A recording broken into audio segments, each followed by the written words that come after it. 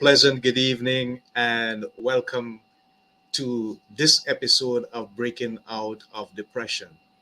We sincerely apologize for the late start at this time, but it was because of circumstances definitely beyond our control with regards to technical aspects, details of which I am not at liberty to go into with us at this time. But we are here live and we are making the effort to ensure that we fulfill our mandate and our commitment to you, wonderful people, the community that we are seeking to build and grow and develop as we look forward to deal with many aspects of depression entitled Breaking Out of Depression. Hope you had a wonderful day and that things turned out the way that you desired to, and that the blessing of the Lord has been with you and you have accomplished what you set out to do with regards to your life, your family, your business, and even your career. So, without further ado, at this time, I'd like to lead us in a word of prayer as we give God thanks for creating this opportunity for us to come together and to enjoy the information, the enlightenment, the knowledge, and the value of the content that we are about to share. He is the total source of all our supplies and is responsible for everything that exists in our lives, especially the things that are in our best interests. So join with me as we go to God in prayer at this time. Heavenly Father and merciful God, we sincerely give you thanks for the opportunity that you have given unto us to live and to move and to have our being.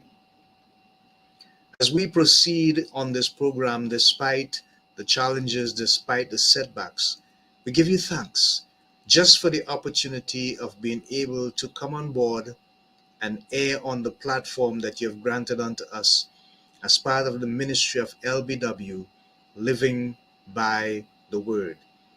We give you thanks for Brother Dexter, despite the challenges that he has made this effort to ensure that the possibility of this streaming become a reality at this time. And we thank you for the many resources that you have made available for us so that we can be live at this time on the social media platform. We pray for all those who are involved in the development and in the making of this program. Continue to be with us. Lead us by your Spirit, guide us, and help us to focus on that which is pleasing and welcoming in your sight. Remembering whom we represent and whose we are, bringing honor and glory to your name, and encouragement and also upliftment to your people. So we give you thanks in no other name but the living Christ. Amen. So, again, I say welcome to this wonderful and amazing program. My co-host, Brother Wendell Parris, also has some challenges. You know what it is sometimes? These things come to you from left, right, center, all around. And you have to be prepared in life at times just to deal with situations and circumstances.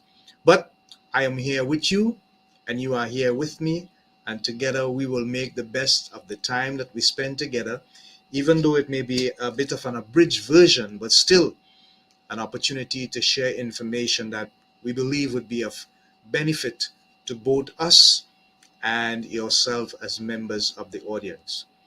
Last week, we had a very interesting program dealing with many aspects of trying to come to terms with our destiny, the reality of our lives.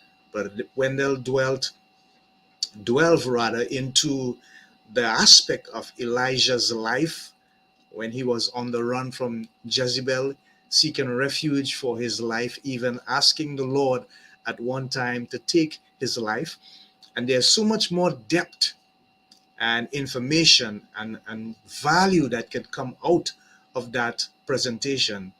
I am not sure if he's going to make it on time, but if he comes, I'm sure he'll be willing to delve deeper into that aspect of this program as well, dealing with the level of depression that Elijah had to go through, but eventually God bringing him to a point where he had to come out of it and make a decision to move on and fully accomplish the purpose that God had called him for as a prophet.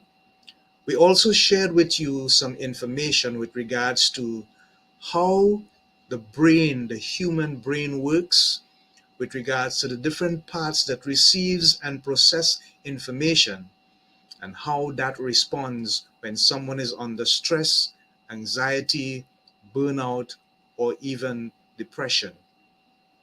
And we looked at the mindset. We looked at the different changes of mindset that can exist or occur in any individual at any given time, and to realize that we have the opportunity, we have the authority, we have the power to make the decisions about the kind of thoughts that takes space in our minds. Real estate space is how I describe it, so that at some point in time, when those thoughts are embedded in our subconscious and they come back to us, they would bring to us the value that we allow those thoughts to take place in our mind. And I say value because it does not make sense that you have thoughts lying dormant in your mind, but they have no value, they have no purpose, and they have nothing good to offer you or to help you or to assist you with. And so we even looked at the scriptures.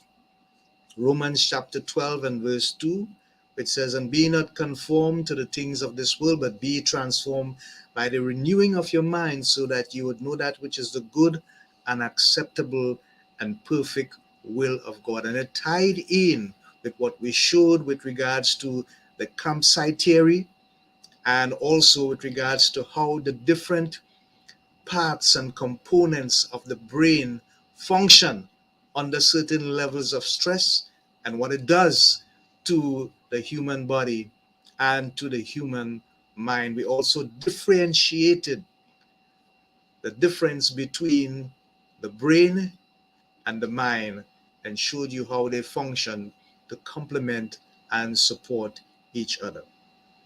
This evening, I want to extend, as we laid an ad later today, or earlier today rather, on Facebook Live, and we showed the information with regards to what we are going to do on this particular program. There's another video that I want to share with you, which is an extension of the mindset with regards to how we can shape and mold and manage our mental ability and our mental capacity to insulate ourselves against the negative influences of all levels of depression. It is important to understand that we are all blessed with that mental ability. Some are able to access it, some are not able to access it.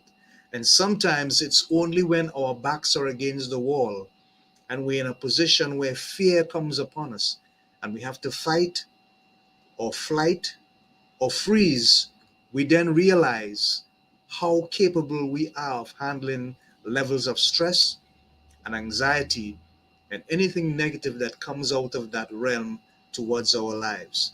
And so it is important that we understand that there is a process that takes place that is responsible for the function of the body and the mind, as well as how we respond to these things on a day-to-day basis.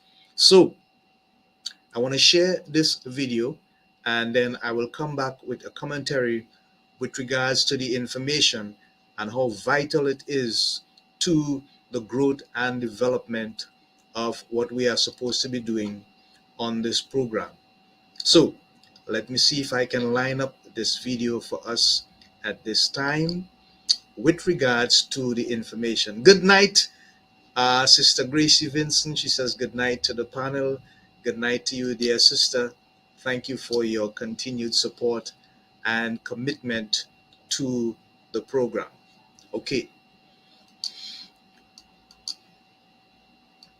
So I am going to share with us now this video, part of the program that I am doing online with regards to certain levels of anxiety, depression, burnout, withdrawal. And to the end, there is a reward that I'm giving to those students who have enrolled in the program. But I want us to understand that there's something there in the end that is very critical to us being able to deal with depression, and it's called self-preservation. This is just about almost 13 minutes. So, Hi, yeah, people. We are continuing with this amazing class, this amazing study, this powerful presentation that I know that so far has thrilled you. And I want to continue with the mindset. But in addition to the mindset, there is something about an attitude. And if you combine the mindset with the attitude and you add a little bit of discipline in there, what you can get is character. And character is extremely important because it is the one single thing that helps define you. And it's that trait that stands out that people remember you for the most, whether you won, whether you lost, or whether you were just standing in the middle. So, what I want to do is share with you something that is called the Churchill approach. So, Winston Leonard Spencer Churchill, he was a British statesman, a soldier, a writer, and he served as Prime Minister for the United Kingdom twice, from 1940 to 1945 during the Second World War, and again from 1951 to 1955. Apart from 2 years between 1922 and 1924, he was a Member of Parliament, and from 1900 to 1964 as well, and represented a total of 5 constituencies. Ideologically an economic liberal and an imperialist, he was most famous for his career as a member of the Conservative Party, which he led from 1940 to 1955, and he was a member of the Liberal Party from 1904 to 1924. He was of mixed English and American parentage. The most famous victory he had is considered as the victory of Britain, where the Luftwaffe, which is the Nazi air force that was bombing the living daylights out of London, Winston Churchill, despite the numbers were 2-1 with regards to aircraft, he found a way to lead his troops to overcome and defeat the Luftwaffe, the Nazi air force, of course, heralded and supported by none other than Adolf Hitler. But there was something about what Winston Churchill did through those troubling times that made a difference to the entire outcome. And I want to share it with us because it is extremely important to the process of character. And one must understand that that kind of mindset, that kind of discipline to know when to do what to do, it's extremely important and makes the difference, especially in the fight against withdrawal, anxiety, and burnout. So here's the thing. I want to continue with what we are talking about here. And this is a picture of the man as he was that statesman that is truly remembered by the British citizens and many of the European court today. During the height of World War II, while he was in one of those safe houses in London and bombings were taking place from everywhere, so Winston Churchill did something unprecedented. This is the man here. And this here is a picture, an actual picture of a rose garden. He left the security and safety of that bunker, told his driver, take it home. He's going home to his cottage. And in his cottage, in that property, in that compound, there was this absolutely beautiful rose garden. He loved roses. And the amazing thing about it is that so Winston stripped down to his undies and he started tending to his roses in the garden in the midst of the heat of the battle. And his generals and leaders, all those who were aware of it, they were going crazy, they were going nuts. And they sent a message, and the message was, "So, Winston, what is going on with you? We are being bombed. The hell, the whole basket going to hell is going to happen in a little while with the free world, especially from a European perspective. And you are in your garden tending to roses?" Yeah, amazing, right? Well, guess what? So Winston Churchill calmly said to them, he said, "While I was in that bunker, the only thing that made sense to me was that they were bombing the living daylights out of us. Nothing else came to my mind, nothing else came to my imagination, because it was so consistent over and over and over again." He said, "And the only thing that I needed to do was to get out of there, get to a place that was different, where the atmosphere was totally the opposite, where it was serene, where I could have cleared my mind and refocus and re energize and come again. Because as long as I stood there and remained in that place, no sense of relief would have come to me." In that moment, in the heat of the battle, the man who they were depending on to lead the charge and to give them specific directions of to counter the attack of the Luftwaffe said to them, "I need time out." There are moments in your life when you're going to have to say, in the heat of the battle, when you are needed the most, time out.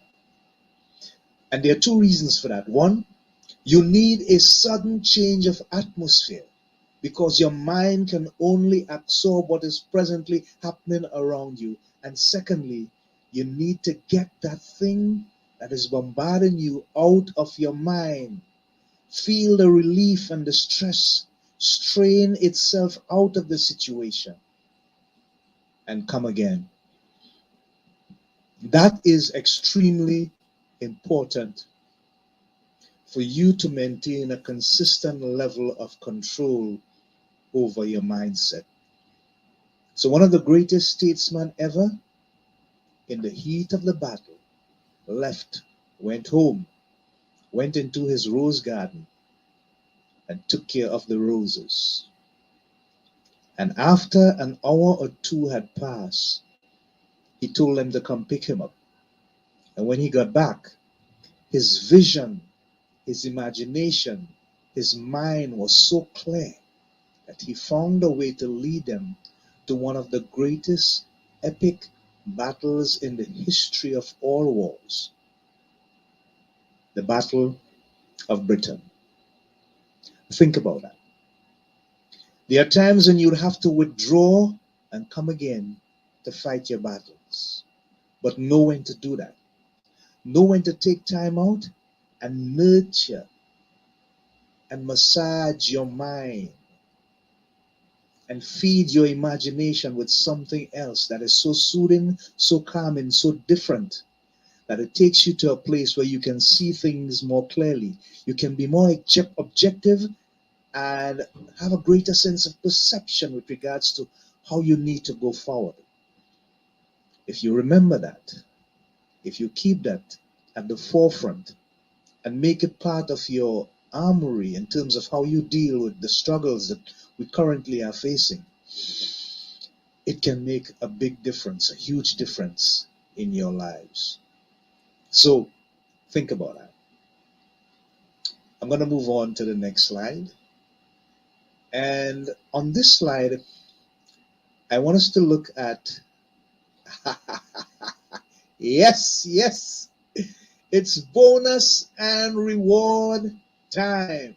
See, we have been working hard, we've been working long, we have been, you know, trying to figure out how we can manage ourselves, how we can use this technique, how we can do the 4 to 8, how we can sort out our neocortex, the frontal lobe, blah, blah, blah, blah, blah, blah, blah. But you know, as I said, Winston Churchill stepped away and he took some time out. And it caused him to see the picture so much more clearly. And so it's bonus and reward time, people. So what do I have in store? You have to wait on it. Here we go. Add 15 bonus points to your journal. Add 15 bonus points to your journal, or maybe it's your diary or your notepad. I don't know what it is. It doesn't matter. Just add those points and pat yourself on the back. And in addition to that, guess what? I want you to celebrate a little bit. Yeah, that's it. Ice cream. Take a scoop or two. Not much more than that, especially if you're struggling with being overweight and you're dieting and stuff. No biggie, no problem, no big deal. But reward yourself for taking the steps that you took to reach this far. It would have cost you something. It would have cost you time. You made an investment in yourself. You deserve a reward for getting this far. So, in addition to getting 15 bonus points that you can write in your journal for yourself on behalf of yourself, you can take a scoop or two of ice cream and continue your celebration. All right. It's just a suggestion, folks. It's up to you. I love ice cream. Honestly, I do. Let's not talk about flavors, okay? So, and the next thing is, I want you to always remember that you are number one. It's extremely important to have the mindset that you are number one, that you matter, that you are extremely important, that you are vital to the existence of where you are. You are part of the echo and inner system. You are who matters the most.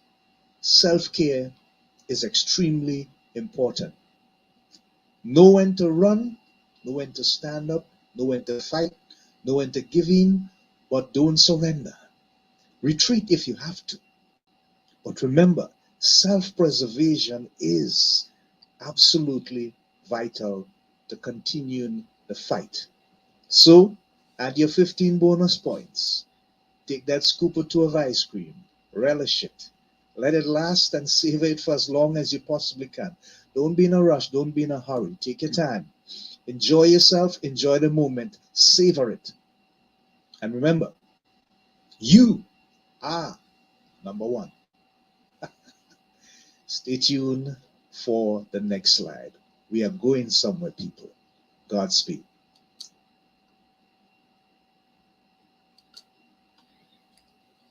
Okay, so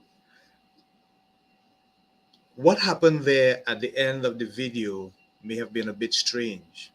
But what I did is that those who were enrolled in the course, I give them the opportunity to understand how important it is to self care, not self medicate, self care.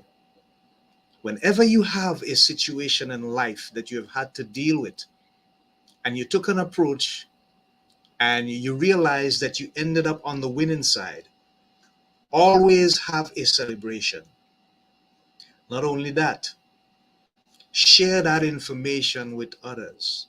Not only that, document that information somewhere. Write it in your diary, write it in your notebook. Keep records of the things that would have done good for you, that would have made you felt good, that would have made you felt motivated, that would have made you felt inspired to go to the next level and to do more. And as Christians, sometimes we forget that we are also humans as well, and that we need to enjoy both aspects of our lives because we have all the guidelines, not necessarily the limitations, but the guidelines. And we know how to enjoy ourselves in a manner that is acceptable in the sight of God. And always make sure that you manage your self care very diligently. Get enough sleep and rest, 8 hours in that 24-hour cycle. Ensure you have enough fluids. Drink your water consistently. All right? It's important to do that. Get some exercise in. And remember, sustain a good diet. Nutrition is extremely important.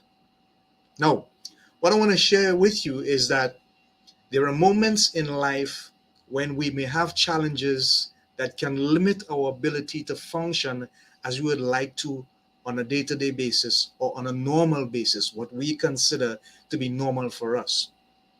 When that happens, we should not allow a negative feeling or emotion to take its place. I'll tell you what I mean by that. I am now exercising what you consider or what many would consider as a rule, and it's a 90-second rule. 90 seconds is how long I'm going to allow a negative feeling or thought to stay with me before I get rid of it. I want you to understand what I just said. 90 seconds is how long I will allow a negative feeling or emotion or thought to stay with me before I get rid of it.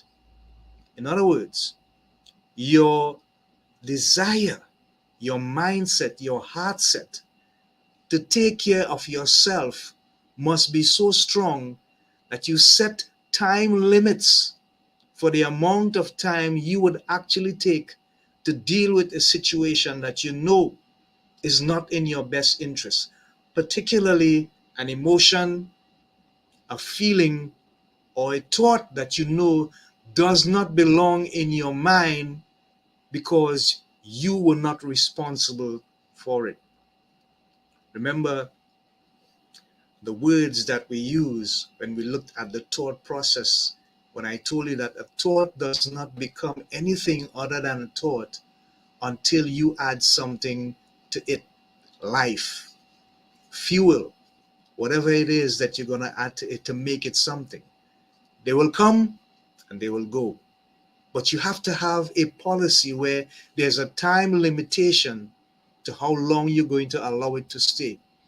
And that is extremely important, because if it stays longer than you allow it to, then it's going to seek a place in your subconscious and it's going to come back to humbug you, to haunt you.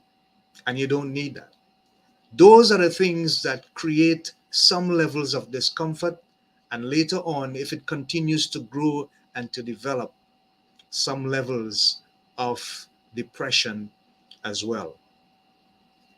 But what we also want you to do is to understand that if you have a desire to live a life that's fulfilling, a life of quality and a life of value, then the best thing that you can do is to find your purpose and your calling in this life. What do I mean by that? Well, let's take a perfect example from the scriptures. In the book of Luke, for example, chapter 2, coming down to the latter part of the chapter, we see that Jesus Christ, as a young boy, went with his family to Jerusalem to celebrate the feast of the Passover at the temple in Jerusalem. And they enjoyed themselves, obviously. And on the way back home, after a certain time had passed, his parents, Mary and Joseph, realized that Jesus was not with them. And so they had to return to Jerusalem, the scripture describing it as a day's journey, to see if they could locate the boy Jesus. Now, in those times, there were three things that they were cautiously afraid of. One, maybe he was taken away by those who are looking for young children to keep as slaves. Maybe it was an animal that took him, or maybe it was someone who was trying to disturb their peace, and therefore they stole the young man for whatever reason. And there was also a lot of highway robbery that was taking place at that time on the road to and fro from Jerusalem. So Mary was extremely concerned about the safety and well-being of Jesus because she understood and knew very well how special this young man was. He was not like any other child that they had seen or had the opportunity to share a life and an experience with. And after a while, they found him in the temple, arguing the scriptures very skillfully with the elders and Pharisees. And so her maternal instinct reached out and she said to him in approach, how, and I'm just paraphrasing, Jesus, how could you do something like this? We were worried. We couldn't find you. We didn't know what happened to you. Next time, don't do that again. When we're moving, move with all of us as a family. Again, you will not see this in the scriptures, but you get the point.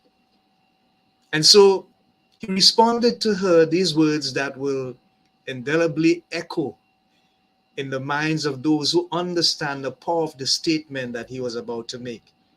He said, woman, don't you know that I'm about my father's business? The power of that statement was that even at the age of 12, he understood what his calling was. He understood what his priority was. He understood that a life of purpose was prepared and laid down for him, and he had a responsibility to ensure that the discipline and the willingness and the ambition to fulfill that purpose was something that he needed to exercise. Now, you may say he has an advantage, or he had an advantage because he was 100% God and 100% man. The deity effect. The Son of God, the Son of Man. And no one would argue with that. But he also had the opportunity to make a choice. And his decision was that he was going to make his purpose in life a priority. And the advantageous aspect of that is that even at the age of 12, when the majority of young men would be either playing games, wandering about the place, or just doing their chores, he was about his father's business. Okay, you may say, well, that's too much.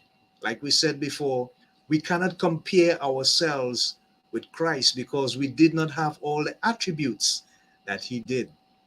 Fair argument, fair point. But here's the thing. When you look at the story of a young man by the name of David, remember David in the Bible? Yes, he was anointed by Samuel the prophet in 1 Kings chapter 16 to be the future king of the nation of Israel, because God had already rejected Saul for disobeying the command that he had sent with him through the prophet, that when he went to the city of the Amalekites, he would destroy everyone and everything. And the reason why God asked him to do that, rather commanded him to do that, is because God did not want any negative, ungodly, paganistic influence to be brought into the camp of the nation of Israel. See, that's another thing we have to understand.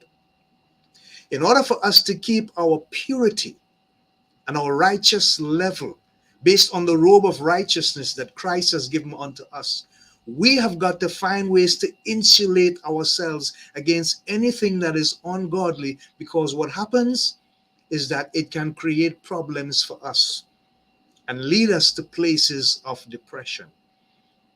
And so when the prophet came and spoke about the sound of animals bleating in the camp, King Saul at the time did not accept the responsibility. He blamed the people. And the prophet told him these famous words again: it is better to obey than to sacrifice. But let's focus on David for a little bit.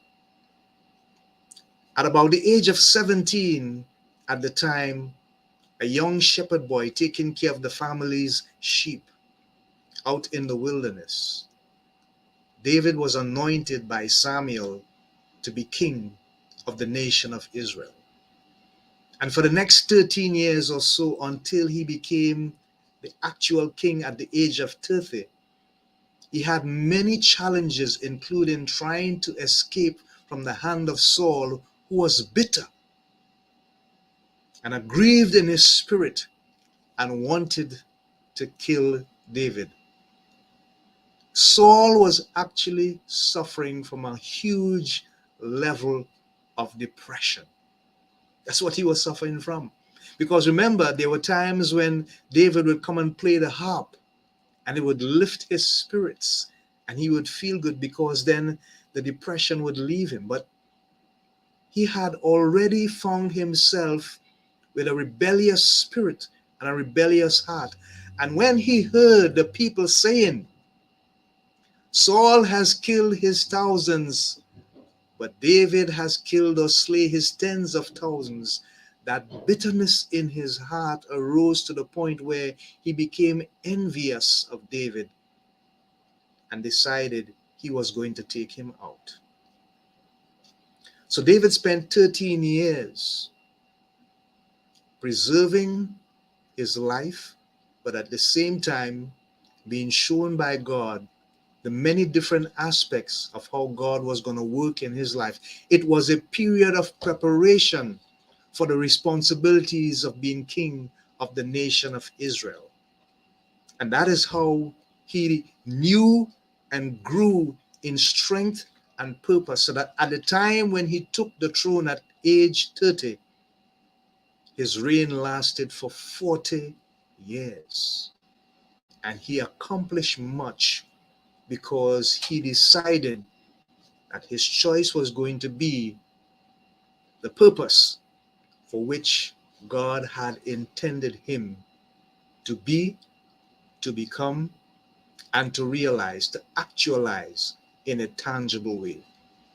The question that I have for us is simply this: have we found our calling and our purpose in life? Because if we have, and we have embraced it, and it has become something of value for us, and we are now living in a space and a time in which we are not just enjoying our lives, but we are seeing fruitfulness coming out of our lives. There's value in the things that we produce every day. We are helping people. We are ministering to people. We are supporting people. We are exhorting people. Our lives is an example of goodness and mercy and grace. If that is happening, and at the end of the day, we are satisfied with the efforts that we are making, particularly in the kingdom of God, to be an example to those who are seeing us and are transacting business with us on a daily basis, then we know for a fact that there's value, there is worth in our life.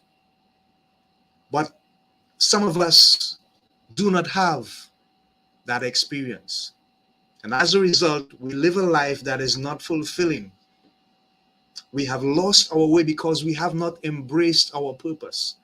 When that happens, depression has a foundation upon which it can build. So the earlier in life we find our purpose, and the earlier in life we embrace that purpose and understand how important that is for fulfillment, for value, for quality, and for inspiration, so much more better and valuable will our lives be. And then the legacy that we leave behind would make a lasting impression on the lives of those who are blessed to have spent it, those times, those moments with us. So I give you two examples: one, Christ himself, and the other one, David. But we live in a world where reality is always hitting us in our faces. And I remember, if I make the comparison correctly, when you look at the success of people in the world as well, there is a similarity with regards to mindset, purpose, and value. And sometimes we don't understand the more value we bring into people's lives is the more value that is going to return to us. Because what we reap is as a result of what we sow. And what we benefit from is as a result of what we worked and labored and toiled for. I remember the story of Lionel Messi, a young man growing up in Argentina, and everyone is looking at his prowess on the field of football or soccer as it's known, and thinking he has a great future. And so his father enrolled him in Boca Juniors in Argentina as a young man playing soccer. He was skillful, but Lionel Messi had one problem. He was diagnosed with a growth deficiency syndrome, and he was constantly in fever and discomfort. And so the management at the club, Boca Juniors, decided, you know what? We see the talent in this young man. We see his ability. We think he has a bright future, but we also see a liability. And we are not prepared to gamble with that liability. Now, in that moment, it would have been a very depressing and crushing thought for young Lionel Messi to think about. Because at the end of the day, he has this vision, he has this desire. He is seeing that his purpose in life is to be a great football player, probably the greatest. Because these are the levels of visionary imagination that brings out the best in people at times. And I want us to understand there's no vanity in this, because we are dealing with the mindset, one, and two, finding ourselves in a life of purpose that is meaningful and fulfilling for us first, and then to share with others. And so at the age of 16, his father gambled, took him to Spain, because the young man had this desire, this belief, despite the knowledge of his medical problem, that did not stop him. His mindset and his heart set was that I will become someone of value in this life. And that is the mindset. That is the heart set. That is the belief. That is the inspiration. That is the understanding. That is the deep conviction that we too must have in this life. That the life we live must be something of value. His father took him to Spain, and they ended up in Barcelona. And the manager of Barcelona at that time met with them in a pub. And while they were sitting at the table, he listened to young Lionel Messi about his dreams and his aspirations and his goals and his vision and what he saw at that young age as his purpose. And even though he knew about the medical problem that Lionel Messi had, which if he signed a contract, the club now will have to undertake the responsibility of getting the necessary medication and therapy that Lionel Messi would need to survive and to overcome that growth deficiency syndrome. And it required a lot of therapy, physical therapy, as well as a lot of chemicals being put into his body, steroids, growth development steroids. So it was going to be costly. But he saw the passion and the desire. And you see, that's another thing. Finding your purpose in life and seeing how you can live a life of fulfillment and value, that's extremely important, but you got to be passionate about it. You have to be passionate about it. It does not necessarily mean that you want to be the best preacher or the best pastor, the best elder or the best lawyer, the best teacher, but be relevant. Relevant enough to understand that you be the best version of you, and then take that version and put it into the purpose for which you believe or know for a fact that your life is intended for. Because it's an investment that God has made in putting you here. Lionel Messi understood that. And they signed him on a napkin. And his father signed on his behalf because he was still a minor. And the rest, as they say, is history. There is nothing in football as far as accolades, trophies, competitions that Lionel Messi did not enter in and came out on top. And you may say, well, I am not a Lionel Messi. I am not a David. I am not a Jesus Christ. And that's true. But you are you. You are somebody. You know, when we did the advertisement, I sat down and I thought about it. And I said to myself, I want to create something that would strike people at a point where they would begin to think of themselves as being so much more valuable than what they are right now. And that is why in the end of the video, you saw there that I reminded people self-care is extremely important, and always think of yourself as deserving of the best. You are number one. I'm not talking about selfishness. I'm talking about self-preservation, taking care of yourself enough to know when to stop, when to pull back, and then when to proceed. Lionel Messi knew that. He had a purpose, he had an intent, and his why was big enough for him to gamble. And it did not matter who said what or the criticisms. That did not make any difference to his focus and his desire. He simply knew that he wanted to be the best, and he found a way to achieve that despite the medical problem that he had, that Boca Juniors originally gave up on him for. Folks may not understand your calling in life. Folks may not appreciate the purpose for which you were created because they don't know that unless you share that with them. But we all have a unique purpose for being here. That's why we are here.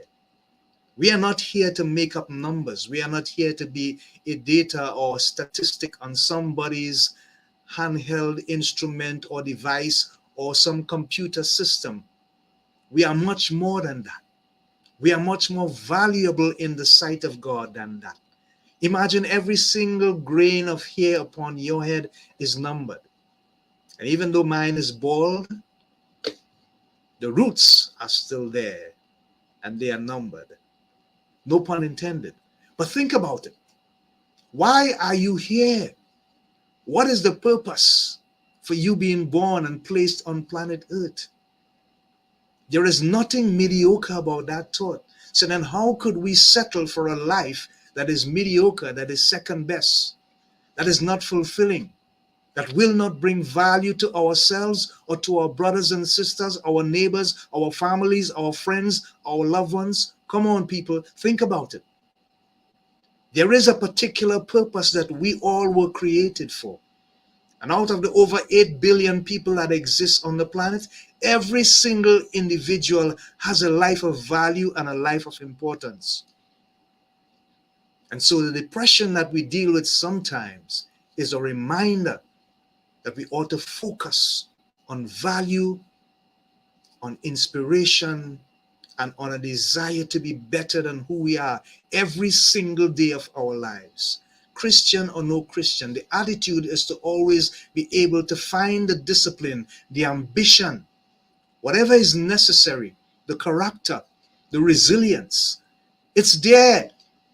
We were all created with it.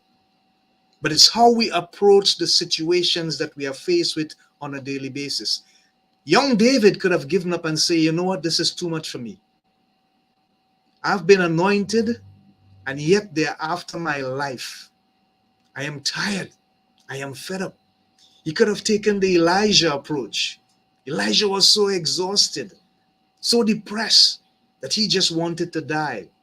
But no, David said, you know what?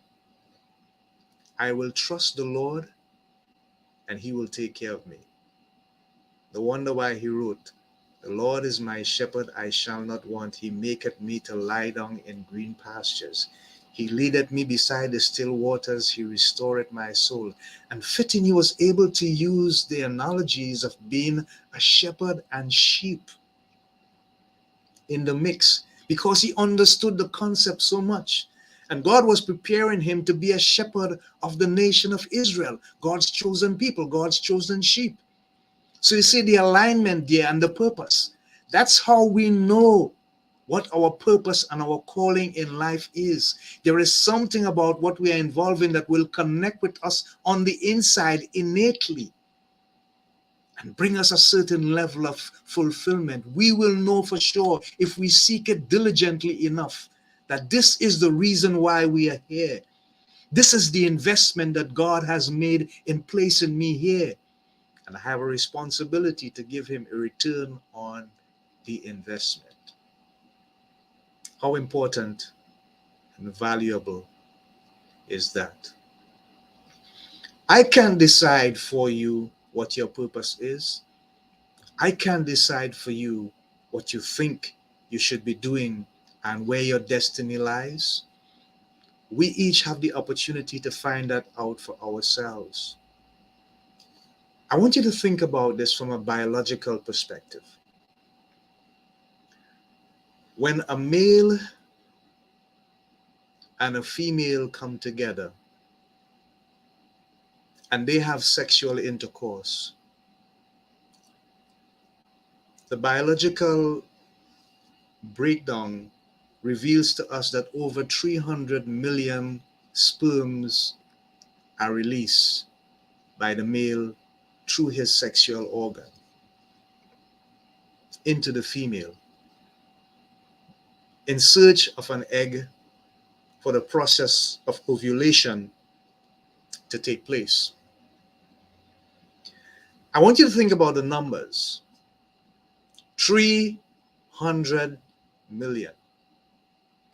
And out of 300 million, you survived. What are the odds? And I ask you to think about that diligently and objectively, because at the end of the day, I want you to think about the struggle of 300 million all trying to get to one direction, to one place, to one spot, to do that which they were created for. And you survived. See, if we begin to place real, tangible value upon our mere existence, it would give us the peace of mind, the impetus. It would create the catalyst for us to find our purpose and to embrace our destiny.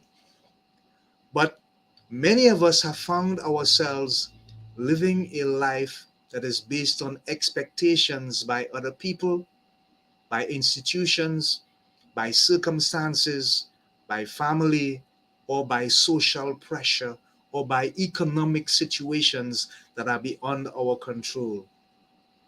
You know, it's amazing and it's ironic that the late Dr. Miles Monroe spoke about the cemeteries that exist in the world.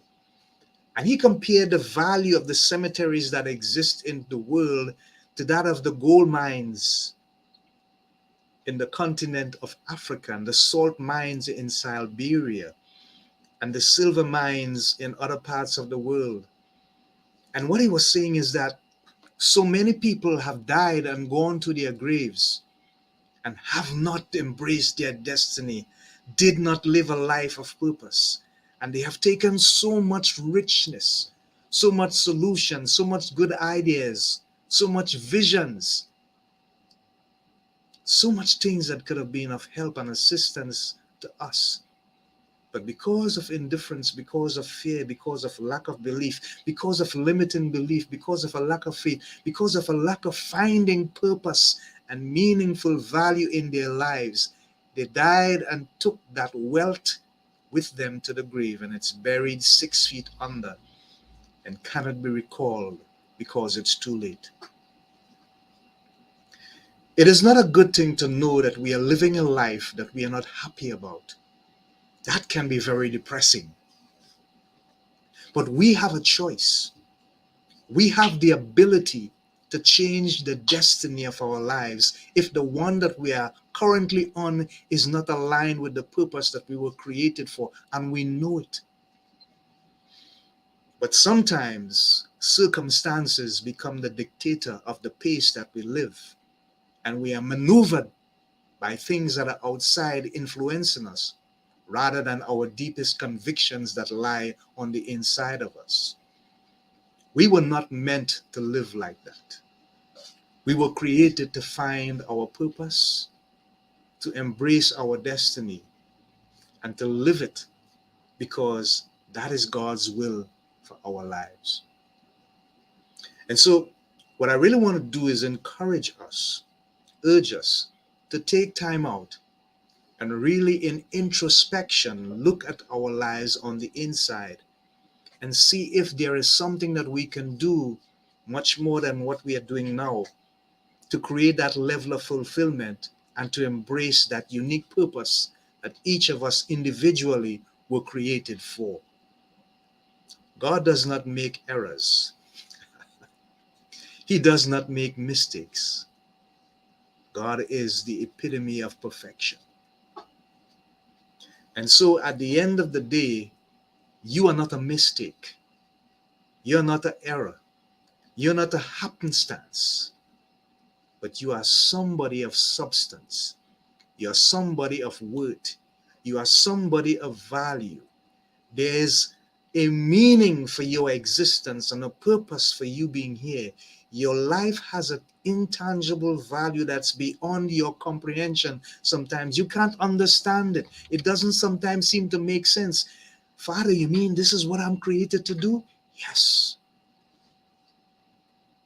It is like that sometimes. But we have that vital responsibility to not only recognize that, but to allow that to become the reality that exists and leads us and help us to navigate and maneuver the challenges that we face every day in our lives. There are some great men that I have studied well in my studies, and for some reason or the other, when I look at the things that they have accomplished, I realize that it was biblical principles that they used. And one such individual is Colonel Sanders, the founder of Kentucky Fried Chicken. If you look at his story, you would realize that when he retired from the army of the US of A, the military, he was broken. Financially, he was broken. Physically, he was broken. Emotionally, he was extremely tired. He had spent the best part of his life being a soldier and had little or nothing to show for it. And so while in his late 60s, 70s, early 70s, he remembered that his mother had left a recipe for him for fried chicken from the bluegrass state of Kentucky. And while sitting and reminiscing on what he had done with his life, he realized that he could do something with his mother's recipe for fried chicken.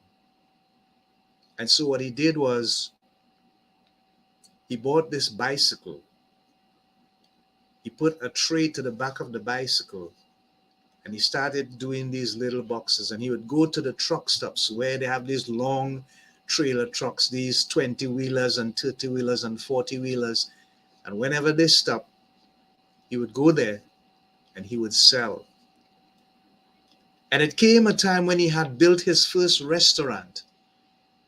And as he was beginning to progress, the state came and told him he had to move from that place because they were looking to run a highway through it.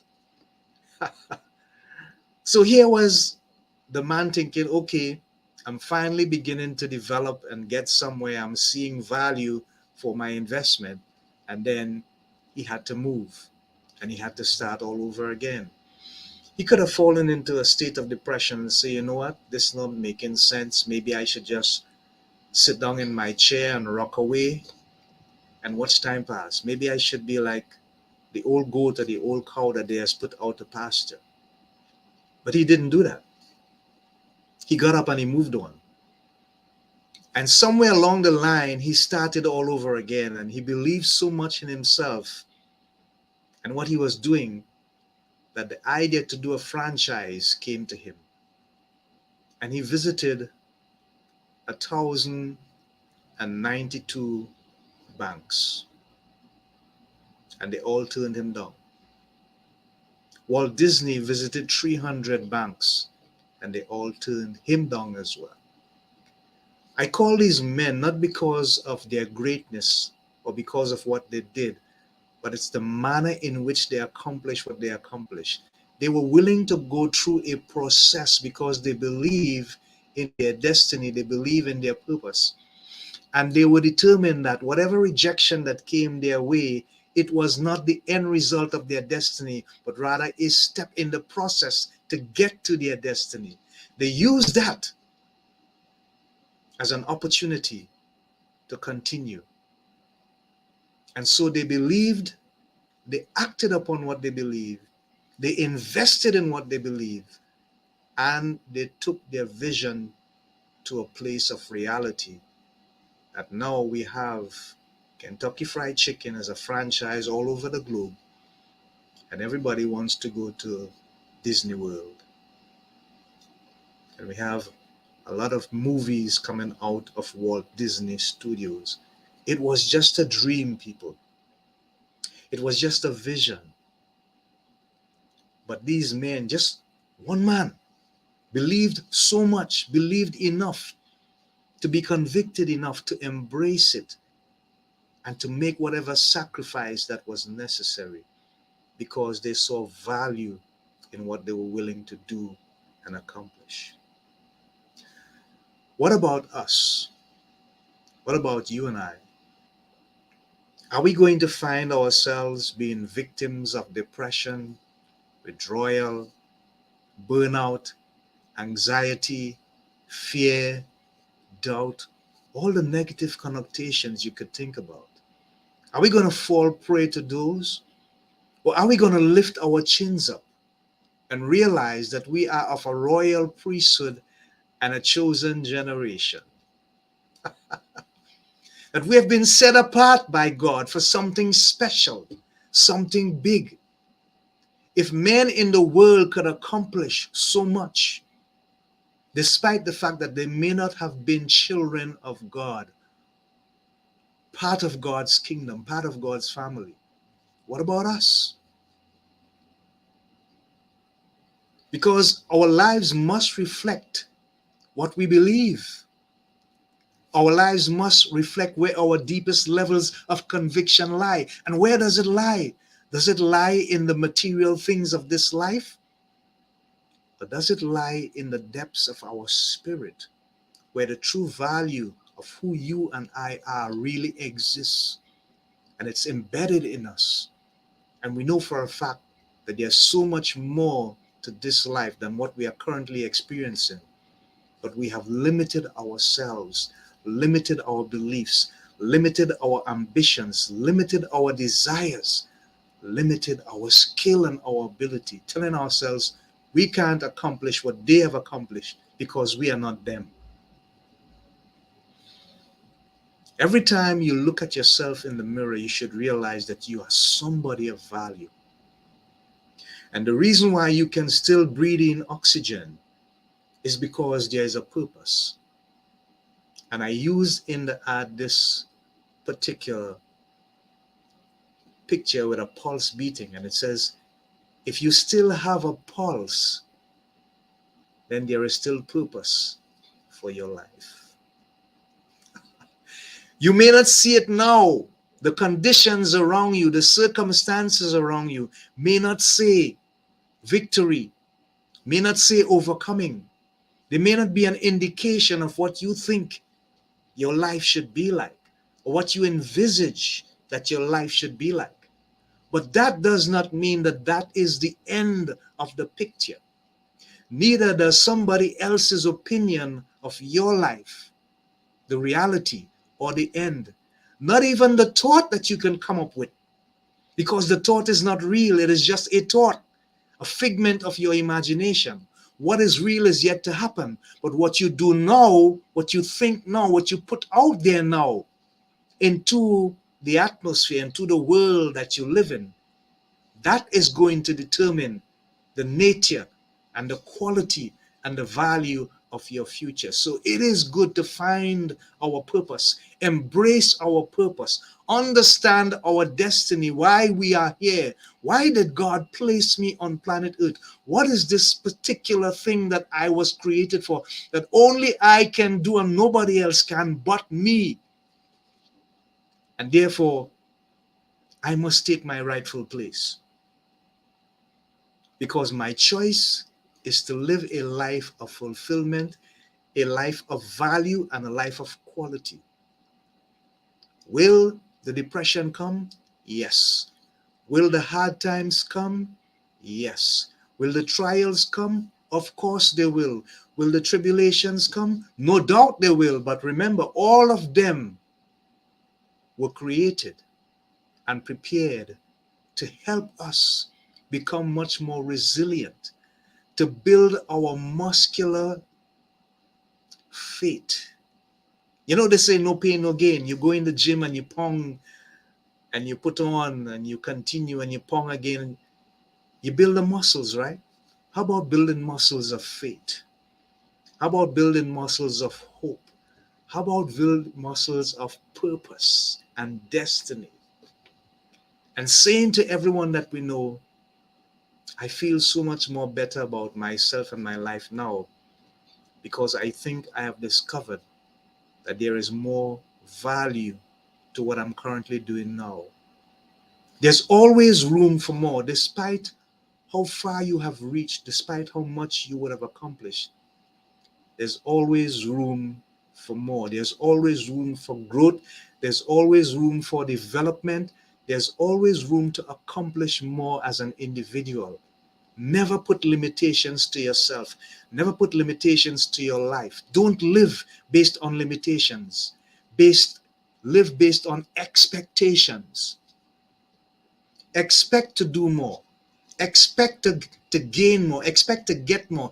Expect to hope more. Expect to believe more. Expect to be inspired more. Expect to be motivated more. Expect to develop more. Expect to grow more. And do what you need to do that is necessary for those expectations to become tangible realities.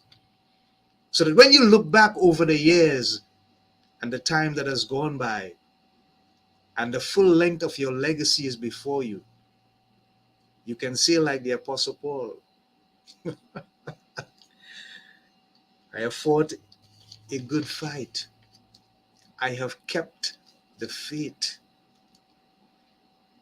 And so, if we have that kind of mindset and we begin to not only embrace it, but share it, because it becomes our deepest level of conviction and the priority by which we choose to live, I believe that a greater sense of value would then become our reality, and we would find ways and means to manage ourselves so much better that we'd say to depression every time, 90 seconds is what I will give you, another second more. Because depression does not bring value. It may afford us the opportunity to realize how human we are. It may open up our eyes to certain things about us that we did not know or understand before.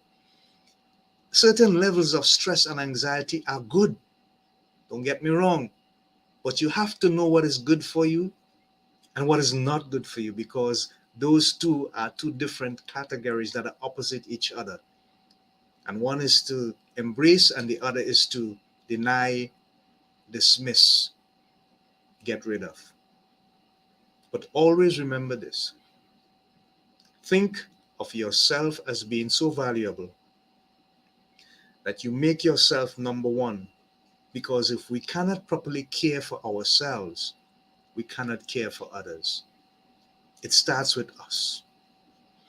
And so, as we embrace this reality and we look forward to the things that make this life more valuable, let us understand that the more we come to terms with our purpose, there is more value that is going to be received in our lives as a result. And it has nothing to do with great monumental things or trophies on the wall or medals around our neck. It could be simple everyday things that we do. It could be like helping people to find their true selves and to be able to encourage them, pat them on the backs and say everything is okay. Help the neighbor next door cross the road because she or he may be elderly. And for a day, for that moment, for that time, you become their hero because they're desperate. Maybe you can help them get their medication, their prescription filled. I don't know. Simple things, helping someone with a child who is a single mother and needs help with books and stationery and shoes and stuff. Small things, small tokens of love and appreciation for people. Those are the valuable things that make us feel more fulfilled. So it doesn't have to be anything great or monumental. We were all not really prepared or created for that as such. But just sometimes the simple things that we tend to take for granted or may seem to be insignificant, but can make a difference in somebody's life. Send them a message that there's hope and that you are saying, hey, I am okay, but you are also okay. I am here and you are here as well. My story is important and my story matter, but your story matters as well. And it is equal importance and value in your story and in my story. If we begin to think like that and we begin to live like that, our mindset becomes focused in that direction, how much more valuable will our contributions be in this life? My thought for you, I promise you a thought on every episode. My thought for you for this week is simply this: let the little things that you do in this life create big impressions for the people that you meet. Let the little things that you do in this life create big impressions for the people that you meet. It may be little, but if you do it with love, with humility, and totally withdraw yourself from the situation, not looking for anything in return, God knows, and God alone knows how much more of a blessing that can be, and it can always come back to you. The law of reciprocity. Yeah, that's the correct word. So, at the end of the day, our desire is to constantly provide some level of value, some level of comfort, some level of information that you can depend and rely upon, because this program is meant for that purpose. And that is why we consider it to be so extremely important. Let me apologize as we come to the last closing minutes for the delay in time. We had some technical challenges that we eventually overcame, but it was a challenge to get started. And on behalf of my co host, Brother Wendell, who got caught up in some traffic as well and some other stuff that he was trying to do to get to his studio on time, could not make it. But all is well, all is good. I am here, you are here, we are here, God is here, and everything is okay. That is the mindset that we have. Everything is always going to be okay. Despite what we are faced with, despite what may be thrown in our direction, always believe that everything is going to be okay. We know that the scripture tells us in Romans 8 and 28, for we know that all things work together for good to they that love the Lord, to them that are called according to his purpose. Your current position may not be a comfortable one, but it is not the end. It is not your final destination. Find your purpose, people. Seek your destiny. Embrace the reality of why you are here and the virtues of fulfillment can become your reality. And it will help you indeed to overcome the strains of this life and to say to depression and anxiety and burnout and withdrawal, 90 seconds, not a second more you have, because I am blessed and I believe that there's always better for me on the other side of my trials and my tribulations. So, this is Andy, and on behalf of Brother Dexter and the rest of the people of LBW who are responsible for putting this show together, I say thank you. We appreciate your love and your support and your commitment. And we always like to interact with you. I did not see any comments coming through. Uh, so let me see if I can look now. Wow. We can never stop learning. Uh-huh. That is Sister Gracie Vincent. She also says that is depressed. We need to stay focused. We were meant to find our own destiny. We can make a change around for ourselves. That is so true. Wesley Ryan says, I always talk about that. I have beat 299 million brothers and sisters. That's why I am here. My God did that. My God, I thank you. That's the biological lesson, Brother Ryan. Okay, great. So we have some wonderful comments here. Sister Gracie also says, yes, our life must be of value. We can make something of us and others as well. Fantastic, amazing. That's what I'm talking about. Yes, pleasant good evening to all. God, good health tip.